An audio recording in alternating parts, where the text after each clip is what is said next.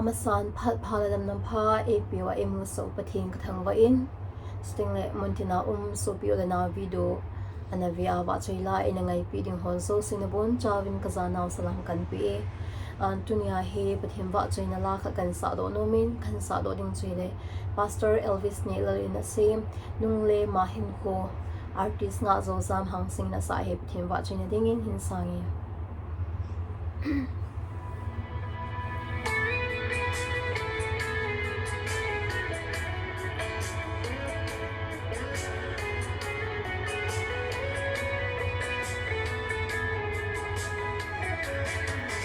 nung le mahin ko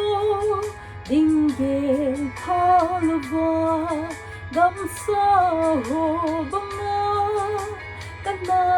le lai chu kalvaria thisan maluta lung phasun ma e ko dai ana tong ding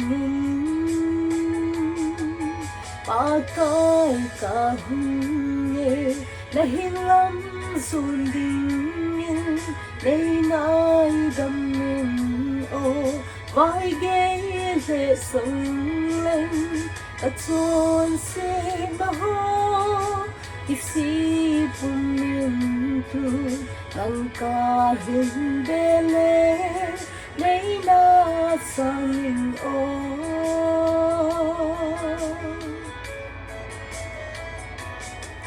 lấy nốt xa nó có ngờ khi lại chung ta lấy xin hiến cô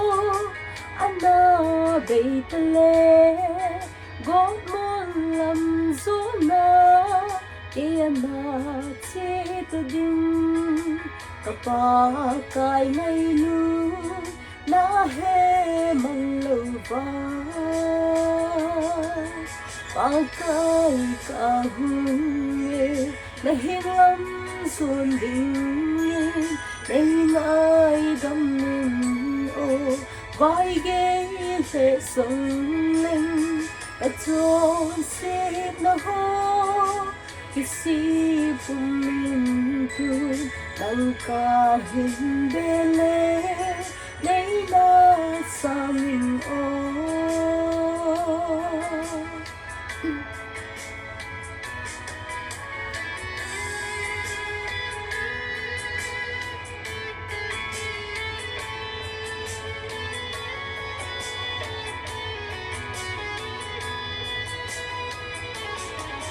ô apa mai nghe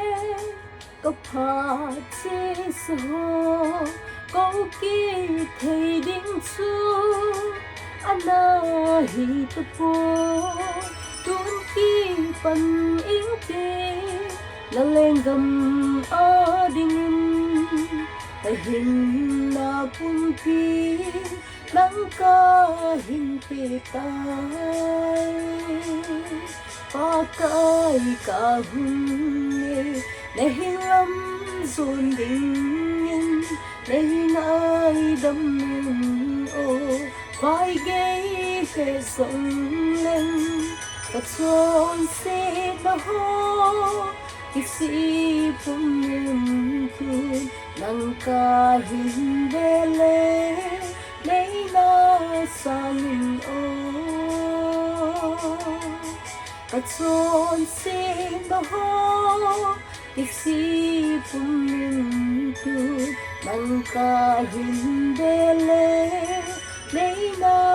samin o